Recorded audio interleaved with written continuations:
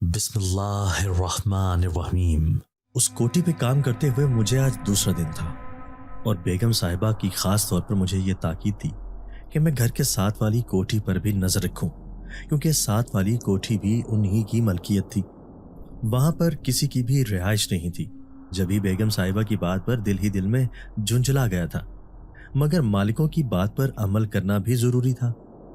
उन 2-3 दिनों में ये अंदाजा हो गया था कि बेगम साहिबा बहुत ही ज्यादा सख्त मिजाज खातून थी और उनकी मर्जी के खिलाफ कोई भी काम होता तो गुस्से में आ जाती थी। मेरी तो वैसे भी नई नई नौकरी लगी थी। मैं नहीं चाहता था कि मेरी नौकरी को कोई खतरा हो। मैं पूरी रात ईमानदारी से ड्यूटी देता रहता। अब मुझे नींद के झोंके आ रहे थे, मगर मैंने बड़ी मुश्किल से खुद पर काबू पाया हुआ था। यहां से वहां चक्कर लगाते हुए मुझे साथ वाली कोठी से अजीब सी आवाज सुनाई दी। ऐसे महसूस हुआ जैसे कोई दीवार को कूद कर वहां दाखिल हुआ। मैंने दीवार से जरा सा सर ऊंचा करके देखा तो मुझे वाज़े तौर पर वहां पे किसी का साया चलता हुआ नजर आया था। अब की बार मैं चौंक गया। साथ वाले घर में कहीं कोई चोर तो नहीं घुस आया। तभी मैंने स्टोर से एक स्टूल लाके वहां पे रखा और दीवार कूदकर उस घर में दाखिल हो गया। जब मैं घर में दाखिल हुआ तो पूरा घर सन्नाटे में डूबा हुआ था। कहीं से कोई भी आवाज सुनाई नहीं दे रही थी। मैंने घूम फिर कर पूरे लॉन में देखा तो वहां पर कुछ भी नहीं था, जबकि मैंने अपनी आंखों से यहां पर किसी को चलते हुए देखा था। हाल के दरवाजे को ताला लगा हुआ था और उस दरवाजे के अलावा घर के अंदर दाखिल होने का और कोई दरवाजा नहीं था। हाल का दरवाजा बंद होने से पूरा घर बंद हो जाता था।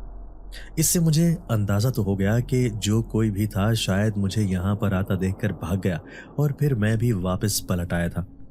दूसरी तरफ वो तहखाने में मौजूद थी। उसके दोनों हाथ पीछे की तरफ बंधे हुए थे और मुंह पर टेप लगी हुई थी। वो एक तरफ ढलकी हुई अपने नसीबों को रो रही थी। 1 साल पहले तक वो अपने माँ बाप के साथ खुश खुर्रम जिंदगी गुजार रही थी, मगर अब किस्मत ने उसके साथ ये कैसी सितम जरीफी की थी। वो इस घर की मालिकन होते हुए भी अपने ही घर में कैद होकर रह गई थी और उसे कैद करने वाले कोई गैर नहीं बल्कि उसके अपने ही थे। वो बुरी तरह से रो रही थी और दिल ही दिल में खुदा को पुकार रही थी कि अल्लाह पाक उसकी मदद करे और किसी तरीके से यहां से बाहर निकलने की कोई सबील पैदा कर दे। मगर शायद अभी उसकी कबूलियत का वक्त नहीं आया था और इस पूरे साल में कोई भी उसकी मदद करने के लिए, उसको यहां से निकालने के लिए नहीं आया था। यूं रोते रोते नींद की देवी उस पर मेहरबान हो गई और वो हमेशा की तरह जमीन पर पड़े पड़े ही सो गई। ये पूरा साल उसने इसी तरह जमीन पर ही गुजारा था। दूसरे दिन फिर वही हुआ। जब मैं कोठी के चक्कर काट रहा था तो मुझे यूं महसूस हुआ कि कोई दीवार फलांग कर उस घर में घुस आया हो, और जब मैं वहां पर गया तो वहां पर कोई भी न था। मैंने फैसला किया कि अपनी मालिकन को यह बात जरूर बताऊंगा।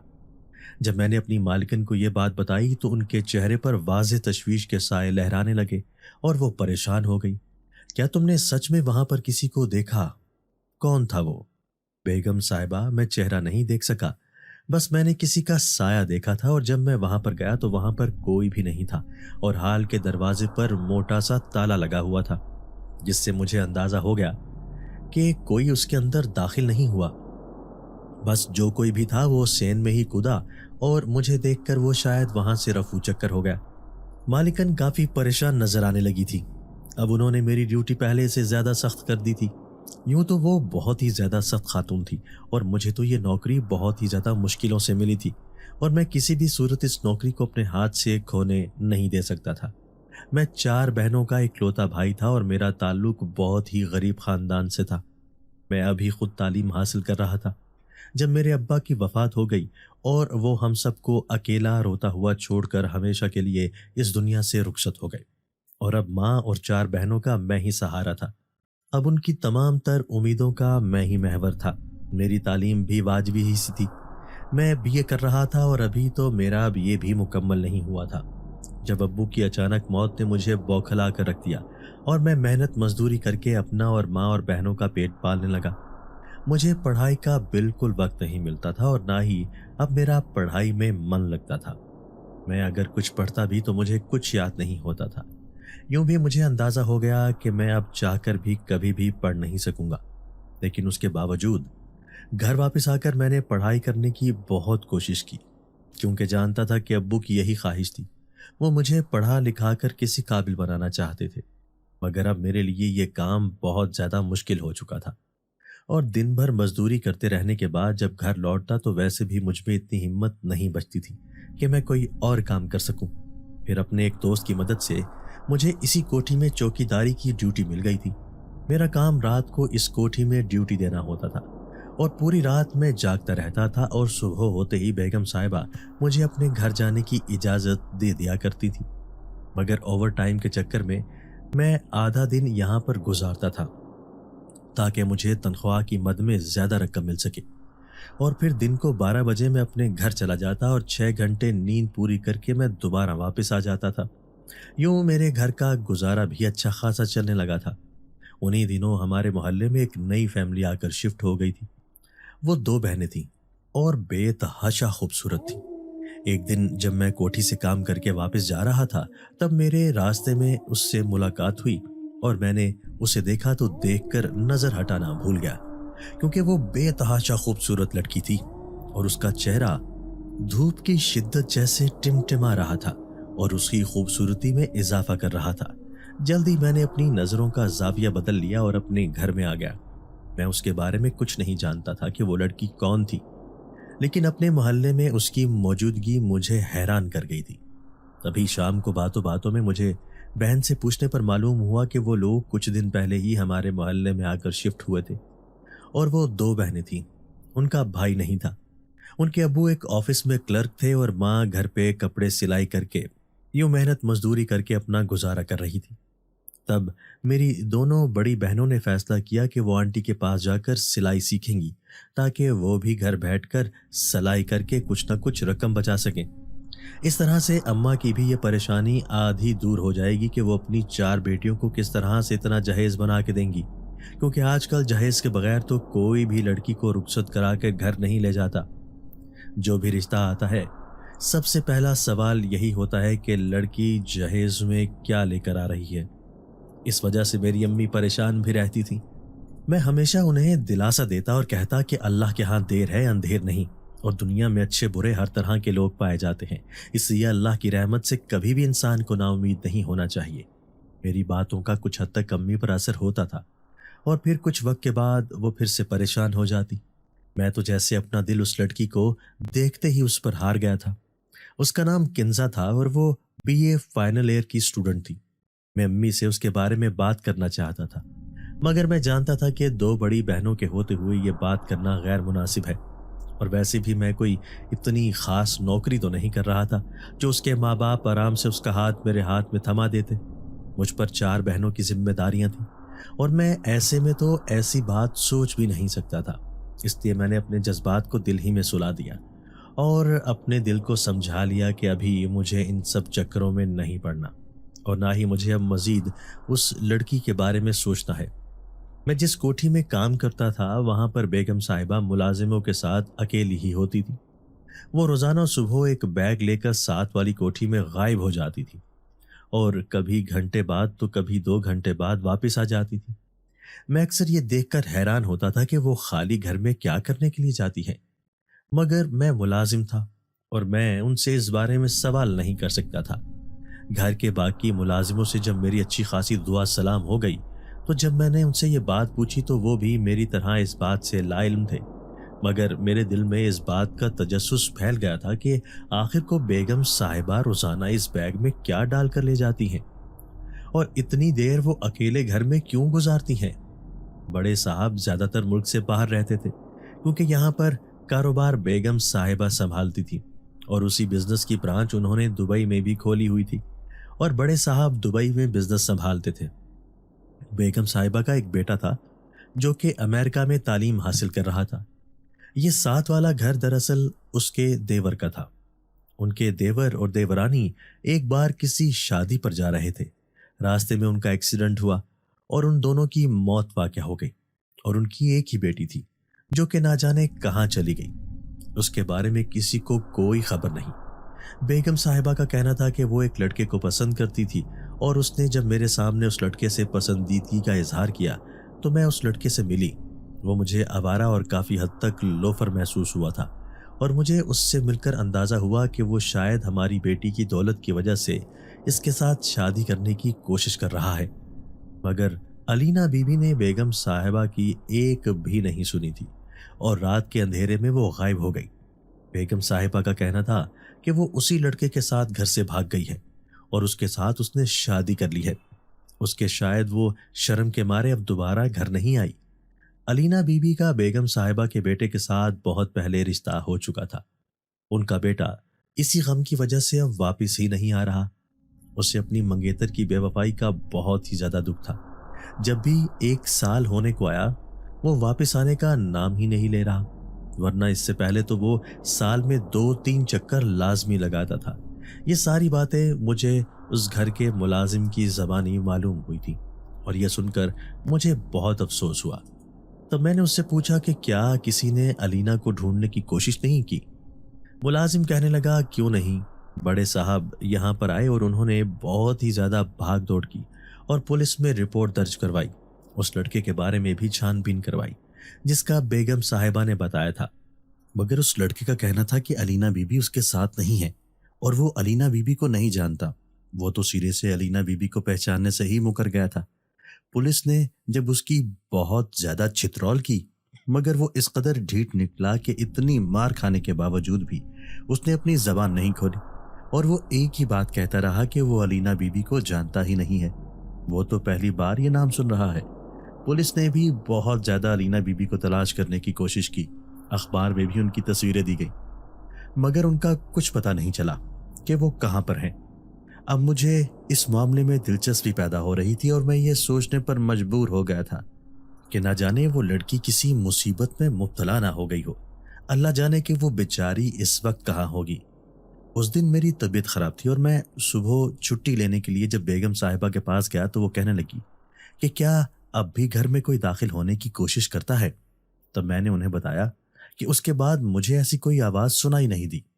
फिर बेगम साहिबा मुझे कहने लगी कि इस घर पे भी ख़ास तौर पर नज़र रखा करो, क्योंकि वहाँ पे हमारा बहुत ही ज़्यादा कीमती सामान है और मैं नहीं चाहती कि कोई हमारे कीमती सामान को उठा कर ले जाए। और तब मैं उनसे छुट्टी लेकर जब घर आ रहा था तो मैंने देखा कि वो अपना बैग उठाकर उस घर में दाखिल हो रही थी और मैं ये सोचता हुआ अपने घर आ गया कि ना जाने वो रोज़ाना खाली घर में इतना वक्त क्यों गुजारती हैं। वहाँ से वापस आने के बाद वो अपने ऑफिस में जाती हैं। आज रात को मैं भी ड्यूटी करने के लिए जब वापस आया तो आज मेरी तबीयत बहुत बोझल बोझल सी थी। आज मेरा इरादा छुट्टी करने का था, क्योंकि मुझे यहाँ पर कुछ दिन ही हुए थे और मैं जानता था कि मैडम बहुत ही ज़्यादा बाउसूल थी और मेरा बगैर बताए उन्हें छुट्टी करना नागवार गुजरेगा। तभी मैं ड्यूटी करने के लिए आ गया। तब उसी मुलाजिम ने मुझे बताया कि कल बड़े साहब वापस आ रहे हैं और अब मैंने सुना है कि उनका पाकिस्तान में ही कारोबार को जमाने का इरादा है। मगर मैडम को यह बात पसंद नहीं आई। वो चाहती थी कि बड़े साहब दुबई में ही उस ब्रांच को ओपन किए रखें और ये भी सुना है कि कुछ टाइम के बाद छोटे साहब भी हमेशा के लिए पाकिस्तान वापस आ रहे हैं। मुझे भला इन बातों में क्या दिलचस्पी हो सकती थी, मुझे तो अपने काम से मतलब था। मैंने उसकी बातों में तायद में सर हिलाया और अपनी ड्यूटी करने लगा। चलते चलते मेरा सर बोझल हो रहा था और तबीयत मेरी सख्त खराब हो रही थी। मेरा दिल कर रहा था कि मैं कहीं पर लेट जाऊं, आराम करूं, मगर मुझे बेगम साहिबा की बात भी याद थी कि उन्होंने सख्ती से कहा था कि पूरी रात जागना है और साथ वाली कोठी पे भी नजर रखना है ताकि कोई उसमें दाखिल ना हो सके।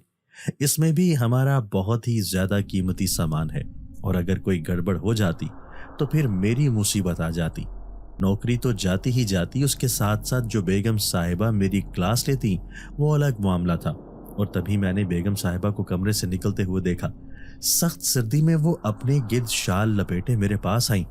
उनके चेहरे पर परेशानी मुझे नुमाया नजर आ रही थी। वो मुझसे कहने लगी कि दरवाजा खोलो। मैं हैरान रह गया कि इस वक्त वो कहाँ जा रही हैं, मगर मुझे पूछना मुनासिब नहीं लग रहा था। तब भी वो खुद ही बताने लगी कि वो साथ वाली कोठी में जा रही हैं, वहां पर उन्हें थोड़ा सा काम है और वो जल्द ही वापस आ जाएंगी। उनके जाने के बाद मुझे अंदाजा हो गया कि वो जब भी जाती थी तकरीबन 1-2 घंटे लगाकर ही वापस आती थी। तभी मैंने इस बात पर इत्मीनान का सांस लिया और सोचा कि जब तक वो वापस नहीं आती तब तक मैं स्टोर रूम में लेट कर आराम करता हूँ। दूसरी तरफ अलीना उस तारीक बेसमेंट में बैठी हुई अपनी जिंदगी के बारे में सोचते हुए रो रही थी कि जिंदगी ने उसके साथ ये कैसा खेल खेला था। तभी उसे अपने आसपास एक मानूस सी खुशबू का एहसास हुआ। जब से वो इस बेसमेंट में कैद हुई थी तब से ही उसे ये खुशबू अपने आसपास महसूस होती थी, मगर आज उस खुशबू में पहले से ज्यादा शिद्दत थी। फिर उसे अपने कान के पास एक सरगोशी सुनाई दी, जिसको सुनकर वो परेशान हो गई। वो किसी नौजवान लड़के की आवाज थी और वो उसे तसल्ली दे रहा था कि उसका इस कैद खाने में कयाम चंद रोज का ही रह गया है, उसके बाद वो दोबारा से आजाद हो जाएगी।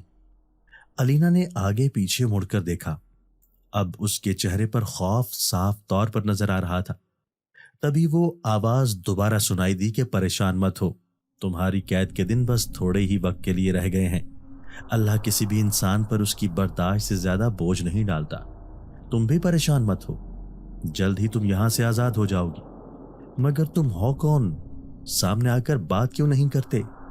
अब की बार बहुत खूबसूरत अंदाज में हंसा और कहने लगा कि अभी मुझे अपना आप जाहिर करने की इजाजत नहीं है, मगर इस बात को ध्यान में रखो कि मैं हमेशा तुम्हारे साथ हूं और हमेशा तुम्हारी हिफाजत करूंगा। तुम पर कभी आंच भी नहीं आने दूंगा। रब तुम्हारे नसीब में इस कदर खुशियां लिखेगा कि तुम उसका शुक्र अदा करते हुए भी नहीं थकोगी। ये सुनकर अलीना की आंखों में आंसू आ गए। उसने कम उम्री में ही बहुत गम देख लिए थे। अपने माँ बाप की जुदाई का गम सहा था और फिर उसके बाद जीते जी वो जैसे किसी कब्र में कैद होकर रह गई थी।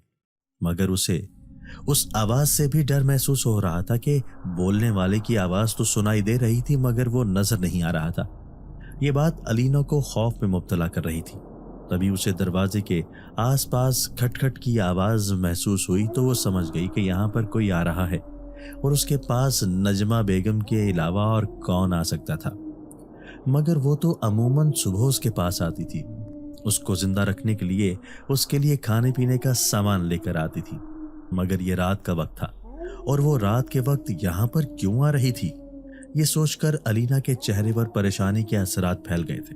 तभी किसी के सीढ़ियों से नीचे उतरने की आवाज सुनाई दी और साथ ही कमरे की लाइट ऑन हो गई तो पूरा बेसमेंट रोशनी में नहा गया। उसके सामने नजमा बेगम ही थी और उस वक्त उसके चेहरे पर अजीब से तासुरात फैले हुए थे और वो काफी गुस्से में और परेशान लग रही थी। जब बेगम साहिबा को मैंने कोठी में जाते देखा तो मैंने भी आराम करने का फैसला कर लिया कि जब वो वापस आएंगी तो मैं दोबारा से अपनी ड्यूटी देनी शुरू कर दूंगा। तभी मैं आराम करने की गर्ज से उस छोटे से स्टोर रूम में आकर लेट गया था। अमूमन इस रूम में फालतू काठ कबाड़ का सामान पड़ा रहता था और उसके साथ साथ एक टूटी हुई चारपाई भी यहाँ पर मौजूद रहती थी। उस वक्त मैं उस टूटी हुई चारपाई पर ही लेट गया। मेरा जिस्म बुखार की शिद्दत से टूट रहा था और मुझे सख्त तकलीफ भी महसूस हो रही थी और जब मैं लेटा तो ना जाने कैसे लेटते ही मेरी आंख लग गई। मुझे सोते हुए शायद चंद पल ही गुजरे थे जब एक जोरदार आवाज पर मैं हड़बड़ा कर उठ बैठा। मुझे अपनी बेगम साहिबा की गुस्से भरी आवाज सुनाई दी कि तुम इस वक्त सो रहे हो, तुम्हारा काम तो बाहर ड्यूटी देना है और बजाय इसके कि तुम ड्यूटी दो तुम यहाँ पर आराम कर रहे हो। मैं हैरान परेशान होकर उठ बैठा। मुझे बेगम साहिबा की आवाज तो सुनाई दे रही थी मगर बेगम साहिबा कहीं भी नजर नहीं आ रही थी। मैं जल्दी से अपनी सफाई में कुछ कहने की नीयत से उठ खड़ा हुआ और जब कमरे से बाहर निकला तो यहाँ पर कोई भी नहीं था। जब मैंने साथ वाली कोठी में झांक कर देखा तो हाल का दरवाजा खुला हुआ था और वहां से रोशनी भी नजर आ रही थी। इसका मतलब यह था कि बेगम साहिबा वहां पर थी। तो अभी मुझे स्टोर रूम में फिर बेगम साहिबा की आवाज कैसे सुनाई दी? ये कैसे हो सकता था कि वो पलक झपकने से पहले ही दूसरी कोठी में पहुंच गई हूं? और अब मेरे दिल में तजस्सुस के साथ साथ खौफ भी जड़ें गाड़ चुका था कि बेगम साहिबा की आवाज में मुझसे कौन मुखातिब हुआ था। यकीनन उसका मकसद मुझे नींद से बेदार करना था। अब मैंने अपना तजस्सुस दूर करने के लिए सोचा कि क्यों ना मैं दीवार फलांग कर दोबारा उस कोठी में जाऊं और देखूं कि आखिर को बेगम साहिबा यहाँ पर क्या करती हैं। मगर दिल ही दिल में मुझे डर भी लग रहा था कि कहीं बेगम साहिबा इस बात पर नाराज ना हो जाएं। फिर मैंने सोचा कि अगर उन्होंने मुझे कुछ कहा तो मैं उन्हें ये कहकर टाल दूंगा कि मैं तो आपकी हिफाजत की गर्ज से यहाँ पर आया हूँ। मैंने यहाँ पर किसी को आते हुए देखा था इसलिए मैं यहाँ पर आ गया कि कहीं कोई आपको नुकसान न पहुँचा दे। ये बहाना सोचकर मैं इसी तरीके से ही दीवार फलांग कर उस कोठी में दाखिल हो गया, मगर मैं ये नहीं चाहता था कि बेगम साहिबा की मुझ पर नज़र पड़े। न जाने क्यों मेरे दिल में ये बात बैठ गई थी कि मैं देखूं कि वो यहाँ पर क्या कर रही हैं, और साथ मेरे दिल में ये भी ख्याल था कि उन्हें मेरी मौजूदगी के बारे में खबर ना हो। मैं हाल के अंदर दाखिल हो गया और एक कमरे से हल्की हल्की रोशनी बाहर आ रही थी। उस कमरे का दरवाज़ा ज़रा सा खुला हुआ था। मैं दरवाजे की झुर्री से झांक कर कमरे में देखा तो कमरे में लाइट ऑन थी, मगर बेगम साहिबा मुझे कहीं भी नजर नहीं आ रही थी। तब भी मेरी नजर एक कोने में बने बेसमेंट के दरवाजे पर पड़ी। इसका मतलब यह था कि यहाँ पर एक तहखाना था और बेगम साहिबा सबसे छुपकर इस तहखाने में आती थी। आखिर को इस तहखाने में ऐसा क्या था जिसके लिए बेगम साहिबा सबसे छुपकर यहाँ आती थी। तभी मैं बेआवाज कदमों से चलता हुआ उसके पास आया। तब अंदर से आने वाली आवाजों को सुनकर मैं चौंक गया। वो आवाज बेगम साहिबा ही की थी और उस वक्त उनके अल्फाज में गोया जहर बोल रहा था। वो तो वैसे भी बहुत गुस्से वाली थी, मगर वो इस कदर जालिम होगी इस बात का मुझे आज अंदाजा हुआ था। कल तुम्हारे ताया अब्बू वापस आ रहे हैं और कुछ दिनों तक हमेशा के लिए सुमैर भी यहाँ वापस आ जाएगा, और जब तक वो यहाँ पर नहीं थे तब तक तो मैं यहाँ पर रोजाना आ जाती थी और तुम्हें खाना भी दे दिया करती थी। अब चंद दिनों ही की बात है, चंद दिनों के बाद तुमने 18 साल की हो जाना है और सारी प्रॉपर्टी तुम्हें मिल जानी है। जब वो सारी प्रॉपर्टी तुम्हें मिल जाएगी तो तुम मेरे नाम कर दोगी और उसके बाद मैं हमेशा के लिए तुम्हारी जबान को खामोश करवा दूंगी। बस कुछ दिन और मेरी जान इस कैद तन्हाई को काट लो, इसके बाद मैं तुम्हें तुम्हारे माँ बाप के पास पहुंचा दूंगी। उनकी बात के जवाब में एक लड़की की कमजोर सी आवाज सुनाई दी कि आप जो कुछ कर रही हैं, क्या आपको खुदा का खौफ नहीं है? आपको इस बात का एहसास नहीं है कि कल को आपने अपने अल्लाह को भी जान देनी है। जब अल्लाह आपसे ये सवाल करेगा कि तुमने एक बेगुनाह यतीम लड़की पे क्यों इस कदर जुल्म और सितम ढाया, तो आप क्या जवाब देंगी? क्या आप नहीं जानती कि अल्लाह पाक ने यतीमों के साथ कैसा सलूक करने की अपनी किताब में हिदायत की है? बेगम साहिबा को इस बात पर गुस्सा आ गया। बस करो अपनी ये तबलीग, मुझे तुम्हारी कोई बात नहीं सुननी। दुनिया में सबसे बड़ी हकीकत पैसा है, और जिस इंसान के पास पैसा हो दुनिया उसकी जेब में होती है, दुनिया उसी को सलाम करती है। बस तुम्हारी ये तमाम जायदाद मेरे नाम हो जाए, उसके बाद मैं तुमसे भी जान छुड़वा लूंगी। वैसे भी मैं इस मुसीबत से तंग आ चुकी हूँ, और कल तुम्हारे ताया जान भी वापस आ रहे हैं, और अगर उन्होंने यहाँ पर मुझे आते हुए देख लिया या उन्हें तुम्हारी मौजूदगी यहाँ पर जरा सी भी भनक पड़ गई तो मसला बन जाएगा। इसलिए मैं उनकी गैर मौजूदगी में ही यहाँ पर आऊंगी। हो सकता है कि तुम्हें 2 दिन तक भूख भी काटनी पड़े। उनके लहजे में इंतहाई सफाकियत बोल रही थी। ये सब कुछ सुनकर मुझे अपने कानों पर यकीन नहीं आ रहा था कि मैडम इस कदर भी जालिम हो सकती हैं। इसका मतलब यह था कि उन्होंने अलीना बीबी पर झूठ बोला था, उन पर बहतान बांधा था। वो दरअसल भागी नहीं थी, बल्कि बेगम साहिबा ने उसे यहाँ पर कैद करके रखा हुआ था। और कैद भी क्यों किया था? जायदाद हासिल करने के लिए। तभी मैं दबे पांव वहां से बाहर आ गया और दीवार फलांग कर दोबारा से अपनी कोठी में आ गया। मैं चाहता तो ये बात सबको बता सकता था, मगर इसका कोई फायदा नहीं था। सबसे पहले मैं उस लड़की को वहां से निकालना चाहता था। मैं नहीं जानता था कि बाकी मुलाजिम बेगम साहिबा से किस हद तक वफादार थे। अगर किसी को इस बात की भनक भी पड़ गई कि मुझे इस हकीकत के बारे में पता चल गया है, तो ऐसा ना हो कि अलीना बीबी को यहाँ से कहीं दूसरी जगह पर ले जाएं या उन्हें कोई नुकसान पहुंचा दें। अगर ऐसा हो जाता तो मैं खुद को भी कभी माफ नहीं कर सकता था। फिर मजीद आधे घंटे बाद बेगम साहिबा वापस आ गई थी। अब मुझे उनके चेहरे पर एक जालिम और सफाक औरत नजर आ रही थी, और अब मैंने फैसला कर लिया था कि मैं उस मजलूम लड़की की मदद करके रहूंगा। इसलिए मैं जानना चाहता था कि बेगम साहिबा आखिर इस घर की चाबियां कहाँ पे रखती हैं।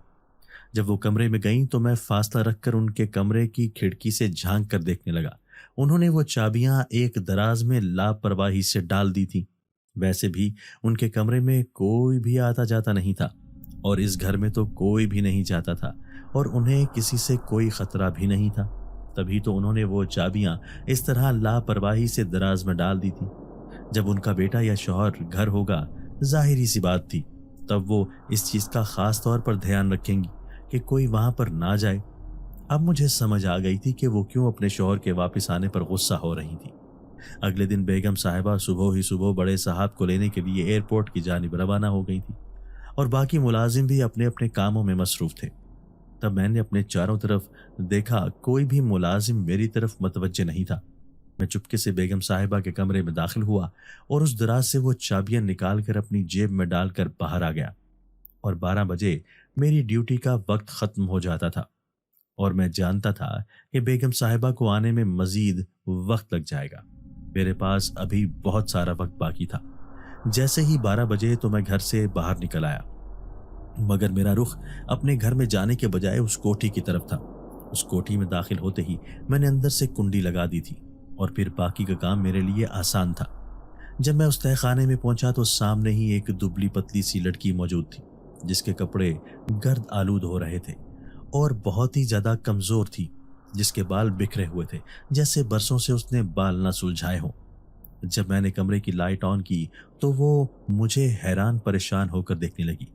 बेगम साहिबा ने उसके हाथों और पांवों को रस्सियों से बांधा हुआ था, जो वो अपनी जगह से हरकत करने से कासिर थी। तब मैंने उसके हाथ पांव खोले। मुझे महसूस हुआ जैसे वो मुझसे डर रही थी। फिर मुझसे कहने लगी कि क्या तुम वही जिन हो जिसकी अक्सर मुझे आवाज सुनाई देती है? मैंने चौंक कर अलीना बीबी की तरफ देखा और कहने लगा कि ये आप कैसी बातें कर रही हैं? मुझे लगा शायद इतने वक्त की तन्हाई ने उनके नफ्सियात पर बुरा असर डाला है, तब भी वो ऐसी बहकी बहकी सी बातें कर रही हैं। मैंने अलीना बीबी के साथ अपना मुख्तसर तारुफ करवाया कि मैं चौकीदार हूँ और उन्हें फिर बताया कि मुझे किस तरह से उनके यहाँ पर मौजूदगी के बारे में पता चला था और अब मैं यहाँ पर आ गया हूँ। बेगम साहिबा घर पे नहीं है, बड़े साहब को लेने के लिए गई हुई हैं। अब आप बताएं कि आप क्या करना चाहती हैं? मेरी बात सुनकर वो दोनों बाजू में अपना चेहरा छुपा कर रो पड़ी और कहने लगी कि ताई ने ताया अब्बू और समीर को मेरे खिलाफ कर दिया है। उसने उन्हें सब लोगों को यही बताया हुआ है कि मैं घर से भाग गई हूँ और मैं एक आवारा और बदचलन लड़की हूँ। उनकी मन घड़त बातों की वजह से ताया अब्बू और समीर तो मेरी शक्ल भी देखना गवारा नहीं करेंगे। ऐसे में अगर उनके सामने जाकर हकीकत भी बयान करूंगी तो वो मेरी बात का यकीन नहीं करेंगे। मैंने अलीना बीबी को हौसला दिया और उन्हें कहा कि आप फिक्र मत करें, आपके ताया अब्बू जरूर आपकी बात पर यकीन करेंगे और वैसे भी सच्चाई अपना आप मनवा लेती है। फिर मैंने अलीना बीबी को कहा कि जब तक आपकी तबीयत संभल नहीं जाती और आप हालात के साथ मुकाबला करने की खुद में हिम्मत नहीं कर लेती, आप बेशक मेरे साथ मेरे घर पर चल कर रहें। और फिर अलीना बीबी मेरे साथ चलने पर रजामंद हो गई थी। जब वो मेरे घर पर आई तो उन्हें देखकर अम्मा चौंक कर कहने लगी कि ये कौन है? मैंने मुख्तसर अल्फाज में अम्मा को सारी बात बताई और कहा कि जब तक इनका मसला हल नहीं हो जाता ये यहाँ पर ही रहेंगी। अलीना को वहां से निकालने के बाद मैंने उसी तरह से तय खाने और दरवाजे को ताला लगा दिया था और उसके बाद दोबारा से चुपके से बेगम साहिबा के कमरे के दराज में वो चाबियां डाल दी थी। बेगम साहिबा की वापसी रात गए हुई थी और बड़े साहब से मिलकर मुझे अंदाजा हो गया कि वो अपनी बीवी से बहुत मुख्तलिफ इंसान थे। अपनी बीवी की तरह उनके चेहरे पर सफाकियत के बजाय एक हल्का सा नरम सा तासुर भी था, जिसकी वजह से मुझे उम्मीद बंध गई कि वो यकीनन मेरी बात को समझ जाएंगे और फिर मुझे बड़े साहब से बात करने का मौका ही नहीं मिला। ये भी मुझे अलीना बीबी ने कहा था कि मैं चुपचाप तमाशा देखूं कि बेगम साहिबा क्या करती हैं और फिर उनके रद्द अमल को देखकर ही अगली हिकमत अमली अपनाई जाएगी। तभी अगले दिन जब बेगम साहिबा चुपते छुपाते बैग उठाकर जब उस घर में गई तो थोड़ी ही देर के बाद वापस आ गई। बैग उनके हाथ में था और उनके चेहरे पर बौखलाहट के असरात नुमाया थे। वो मेरे पास आकर कहने लगी, कल रात तुमने अच्छे से ड्यूटी दी थी? मैंने कहा, बेगम साहिबा आप अच्छे से जानती हैं कि मैं अपनी ड्यूटी के मामले में किस हद तक ईमानदार हूँ। तब वो कहने लगी कि क्या घर में कोई दाखिल हुआ था? मैंने इस बात से इनकार कर दिया और कहा कि मैंने तो अपनी तरफ से पूरा ध्यान रखा था, मगर मैं नहीं जानता कि शायद मेरी बेखबरी में कोई दाखिल हो गया हो। उनके चेहरे पर मुझे वाज़ेह परेशानी के असरात नजर आ रहे थे। मैंने कहा, बेगम साहिबा खैरियत तो है, आप किस बात पर परेशान हो रही हैं?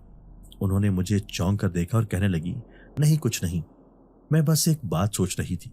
फिर वो अपने कमरे में चले गई और उसके बाद मैंने उन्हें मुसलसल परेशान ही देखा। वो मुसलसल किसी के साथ फोन पर राब्ते में थी और अमूमन उनके चेहरे पर जो मखसूस चालाकी नजर आती है वो उस वक्त परेशानी में तब्दील हो गई थी اور انہیں سمجھ نہیں آ رہی تھی کہ گھر کا دروازہ اور تہہ خانہ تو اسی طرح سے بند تھا، مگر وہاں سے علینا کیسے غائب ہو گئی تھی۔ انہیں کسی طور پر بھی اس بات کی سمجھ نہیں آ رہی تھی۔ دوسری طرف علینا بی بی جب رات کو میری ماں اور بہنوں کے ساتھ کمرے میں کھڑکی کے پاس چارپائی ڈال کر سو رہی تھی، تب انہیں اچانک سے اپنے پاس وہی مانوسی خوشبو محسوس ہونے لگی اور وہ اپنی چارپائی پر اٹھ کر بیٹھ گئی۔ تبھی انہیں وہی آواز سنائی دی، میں نے آپ کو کہا تھا آپ کی قید تنہائی کے دن تھوڑے رہ گئے ہیں، آپ کو جلد آزادی نصیب ہوگی۔ اس کی بات پر علینا نے کہا کہ مگر تم ہو کون؟ تم اپنے بارے میں مجھے کبھی کچھ نہیں بتاتے۔ تب وہ آواز دوبارہ ایک وقفے سے گونجی، میں دراصل ایک جن زاد ہوں، اور میں تب سے ہی آپ کے ساتھ ہوں جب آپ کالج میں پڑھتی تھی، اور ایک بار آپ اپنی دوستوں کے ساتھ مری کے ٹرپ پر گئی تھی، اور میں نے وہیں پر آپ کو دیکھا، اور آپ کو دیکھتے ہی آپ پر عاشق ہو گیا تھا، اور تب سے ہی میں آپ کے ساتھ ہوں۔ اس بات پر علینا کہنے لگی کہ تو تم مجھے نظر کیوں نہیں آتے، کبھی میرے سامنے کیوں نہیں آتے؟ میں نے کتنا وقت قید میں گزارا، تنہائی میں گزارا، تم نے کبھی مجھے اپنائیت کا احساس نہیں دلایا اور وہاں سے مجھے چھڑوانے کی کوشش نہیں کی۔ اس کے شکوے پر وہ کہنے لگا کہ دراصل ہم جنات کو انسانوں کے معاملات میں دخل دینے کی اجازت نہیں ہوتی۔ قدرت نے جس کام کا جو انتظام کیا ہوتا ہے وہ اس طرح سے ہی ترتیب پاتے ہیں۔ اچھا ایک بار میرے سامنے آؤ، میں تمہیں دیکھنا چاہتی ہوں کہ جن دیکھنے میں کیسے ہوتے ہیں۔ ابھی علینا بی بی کے منہ سے یہی الفاظ نکلے تھے کہ دیکھتے ہی دیکھتے ان کے سامنے ایک دھواں سا نمودار ہوا جو پھر ایک انسانی حولے میں تبدیل ہو گیا۔ وہ ایک نوجوان تھا جو بلا شبہ بہت خوبصورت تھا اور مسکراتی ہوئی نظروں سے علینا بی بی کو دیکھ رہا تھا۔ علینا بی بی اس کو پلکیں جھپکائے بنا دیکھے جا رہی تھی اور وہ اس کے ساتھ باتوں میں مگن ہو گئی تھی۔ تبھی اماں کی آواز گونجی، بی بی صاحبہ آپ آدھی رات کو کس کے ساتھ باتیں کر رہی ہیں؟ تب علینا بی بی کو ہوش آیا کہ وہ کمرے میں اکیلی نہیں بلکہ ان کے ساتھ ساتھ یہاں پر 3 نفوس موجود ہیں۔ تبھی وہ شرمندہ ہو کے کہنے لگی کہ میں نیند میں تھی، مجھے سوتے ہوئے باتیں کرنے کی عادت ہے۔ پھر اس کے بعد وہ جنزاد وہاں سے غائب ہو گیا اور باقی کی رات علینا بی بی کی سوچتے ہوئے گزر گئی۔ کچھ دن بعد سمیر صاحب بھی واپس گھر آ گئے تھے اور ان کے چہرے سے صاف طور پر حزن و ملال نمایاں نظر آ رہا تھا۔ اس دن رات کے کھانے پر وہ تینوں آپس میں باتیں کر رہے تھے جب بیگم صاحبہ کہنے لگی کہ سمیر اب تم جلدی سے شادی کر لو، آخر کب تک اس ڈائن کی یادوں کو سینے سے لگائے رکھو گے؟ تب سمیر کہنے لگا کہ اس کی بے وفائی کو میں کبھی بھی بھول نہیں سکتا، اس نے میرے ساتھ جو کچھ بھی کیا وہ اچھا نہیں کیا۔ تب بیگم صاحبہ کہنے لگی کہ وہ سب کے منہ پر کالک مل کر بھاگ گئی، تم ابھی تک اس کی یادوں کو سینے سے لگائے ہوئے ہو۔ اب یہی وقت تھا جب میں ان کی سچائی سب کو بتا سکتا تھا۔ تب بھی میں ڈرائنگ روم میں گیا اور کہنے لگا کہ میں ایک بات کہنا چاہتا ہوں، اگر آپ لوگ برا نہ منائیں۔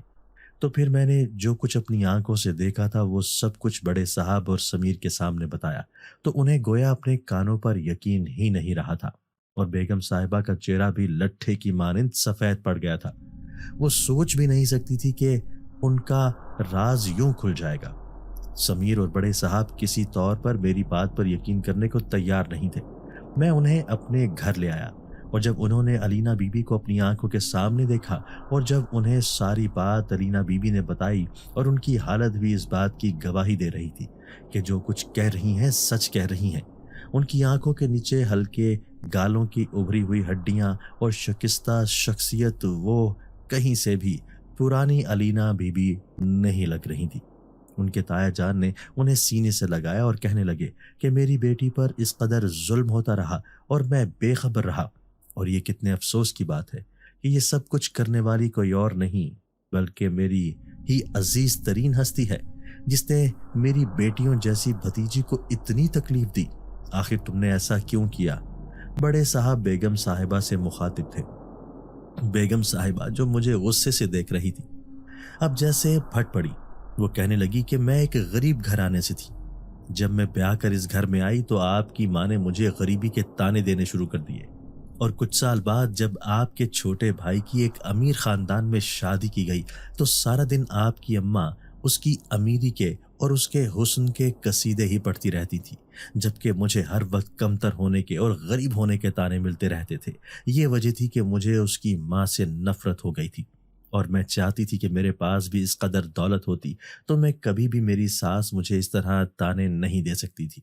تب بھی میرے دل میں اس کی ماں کے اور اس کی ماں کے خلاف نفرت بڑھتی گئی، اور جب ان دونوں کو ایکسیڈنٹ ہوا تو میرے ذہن نے پھر یہ منصوبہ تیار کیا کہ اس طرح سے نہ صرف میں اس کے حصے کی جائیداد کی مالک بن سکتی تھی، بلکہ اپنے بیٹے کو بھی اس سے ہمیشہ کے لیے دور رکھ سکتی تھی۔ ساری زندگی میں ان ماں بیٹیوں سے نفرت کرتی رہی، اور آخر کو میں اس کو بہو بنا لیتی تاکہ یہ ہمیشہ کے لیے میرے سینے پر مونگ دلنے کے لیے میرے گھر میں آ جاتی اور میری آنکھوں کے سامنے رہتی، جبکہ اس کی ماں کی وجہ سے مجھے کس قدر اذیت کا سامنا کرنا پڑا تھا یہ میں جانتی ہوں۔ آپ تو اس کا اندازہ بھی نہیں لگا سکتے۔ بڑے صاحب اس بات پر اپنی بیوی کو ڈانٹتے ہوئے بولے کہ تم نے جو کچھ بھی کیا غلط کیا، گناہ کیا، اور میرا دل کر رہا ہے میں تمہیں اس سب کے لیے پولیس کے حوالے کر دوں۔ آخر کو تمہارا کیا حق بنتا تھا؟ تم نے میری بھتیجی کو اسی کے گھر میں قید کر کے رکھا اور اس کے بارے میں اس طرح کی باتیں پھیلاتی رہی، اس معصوم پہ بہتان باندھا اور ہمیں اس سے بدزن کرتی رہی۔ اب جب سمیر نے بھی اپنی ماں کو لڑتاڑنا شروع کر دیا تو انہیں اس بات سے امید نہیں تھی کہ ان کا سگا خون ان سے متنفر ہو جائے گا۔ انہوں نے سمیر کو منانے کی بہت کوشش کی، مگر وہ کوئی بھی بات سننے پر تیار نہیں تھے۔ اس کے بعد بڑے صاحب نے مجھے آفس میں جاب دے دی تھی، اور اب میری چوکیداری سے جان چھوٹ گئی تھی۔ بڑے صاحب کے کہنے پر ہی میں نے دوبارہ سے پڑھنا شروع کر دیا تھا، اور چونکہ میں محنتی بہت تھا اس لیے ان کے آفس کے کام بھی جلدی ہی سیکھ گیا تھا۔ جب بڑے صاحب اور سمیر صاحب دونوں بیگم صاحبہ سے بے اتنا ہی برت رہے تھے، ان سے غصے سے اور نفرت سے پیش آ رہے تھے، تو ایک دن ان کا بی پی شوٹ کر گیا اور ان پر فالج کا اٹیک ہو گیا۔ اب وہ بستر کی ہو کر رہ گئی تھیں، اور وہ جو کبھی پورے گھر میں دندناتے ہوئے پھرتی تھیں، ان کا تنتنا اور روب اس قدر تھا اب وہ خود دوسروں کی محتاج ہو کر رہ گئی تھیں۔ ان کی بیماری نے ان کے شوہر اور بیٹے کا دل نرم کر دیا تھا، اور انہوں نے ان سے اپنی ناراضگی ختم کر دی تھی، مگر بیگم صاحبہ اب ہلنے جلنے سے بھی قاصر تھی۔ یہ شاید ان کے گناہوں کی سزا تھی جو انہوں نے ایک بے گناہ معصوم لڑکی کے ساتھ کیا تھا۔ اور پھر کچھ عرصے کے بعد ہی سمیر صاحب اور علینا بی بی کی شادی دھوم دھام سے ہو گئی تھی۔ میں نے اچھے نمبروں سے بی اے پاس کر لیا تھا، اور آفس کا کام بھی میں نے بہت اچھے طریقے سے سیکھ لیا تھا، تو بڑے صاحب نے میری ترقی کر دی، اور اب وہ مجھ سے بہت خوش تھے۔ ان کا کہنا تھا کہ میں نے ان پر بہت بڑا احسان کیا ہے جس کو وہ ساری زندگی نہیں چکا سکتے۔ اب میرے گھر کے حالات پہلے سے بہتر ہو گئے تھے۔ میری 2 بڑی بہنوں کی شادی ہو گئی تھی اور دونوں چھوٹی بہنیں پڑھ رہی تھیں، اور اب جب امی نے میرے سامنے میری شادی کی خواہش کا اظہار کیا تو نظروں کے سامنے اسی لڑکی کا چہرہ گھوم گیا جو ہمارے محلے میں رہتی تھی۔ میں نے امی سے اپنی پسندیدگی کا اظہار کیا تو انہیں بھی وہ لڑکی پسند تھی، اور وہ فوراً سے اس لڑکی کے لیے میرا رشتہ مانگنے پر تیار ہو گئی۔ میں دل ہی دل میں دعا کر رہا تھا کہ اس کی کہیں اور بات پکی نہ ہوئی ہو اور اللہ پاک مجھے اس سے ملوا دے۔ تبھی شام کو امی خوشی خوشی لوٹی اور انہوں نے بتایا کہ انہوں نے میرا رشتہ قبول کر لیا ہے۔ یہ سن کر میں بہت ہی زیادہ خوش ہوا اور خوشی خوشی اپنی شادی کی تیاریاں کرنے لگا۔ دوسری طرف علینا بی بی کو اپنے آس پاس آج بھی اسی جنزات کی خوشبو کا احساس ہوتا تھا، اور اکثر جب کبھی وہ اکیلی ہوتی تو وہ جنزاد ان کے پاس آ کر ان سے باتیں کرتا، تو سمیر صاحب اس کے ساتھ مذاق کرتے ہوئے کہتے کہ ہماری اماں نے تمہیں اکیلے میں باتیں کرنے کی عادت ڈال دی ہے۔ علینا بی بی بس مسکرا دیتی۔ اس جنزات کا راز انہوں نے راز ہی رکھا تھا، اور اس کے بارے میں سمیر صاحب کو کیا کسی کو بھی نہیں بتایا تھا، اور یہ بات انہوں نے صرف مجھے بتائی تھی کیونکہ میں ان کا محسن تھا، اور اب وہ میرا بھی بہت زیادہ خیال رکھتی تھی۔ اب میں ان لوگوں کے لیے گویا ایک فرد کی سی حیثیت رکھتا تھا، اور اپنے گھر میں ہونے والی ہر چھوٹی بڑی دعوت میں وہ مجھے بلانا نہیں بھولتے تھے، کیونکہ میں ایک ہی تھا جس کی وجہ سے ان کے گھر میں خوشیاں دوبارہ سے لوٹ آئی تھیں۔ اب بڑی بیگم صاحبہ کو بھی اپنی غلطیوں اور گناہوں کا احساس ہو گیا تھا، اور اب انہوں نے علینا بی بی سے بھی اپنے کیے گئے گناہوں کی معافی مانگ لی تھی۔ دوستو اگر آپ کو آج کی ہماری یہ ویڈیو پسند آئی ہے تو اسے لائک کیجئے اور اسے اپنے پیاروں کے ساتھ شیئر ضرور کیجئے گا۔ اور ہاں، اگر آپ نے ابھی تک ہمارا چینل سبسکرائب نہیں کیا تو ہمارا چینل سبسکرائب کر دیجئے اور بیل آئیکن بھی پریس کر دیجئے تاکہ ہماری ہر نئی آنے والی ویڈیو آپ کو بر وقت مل سکے۔ اللہ حافظ۔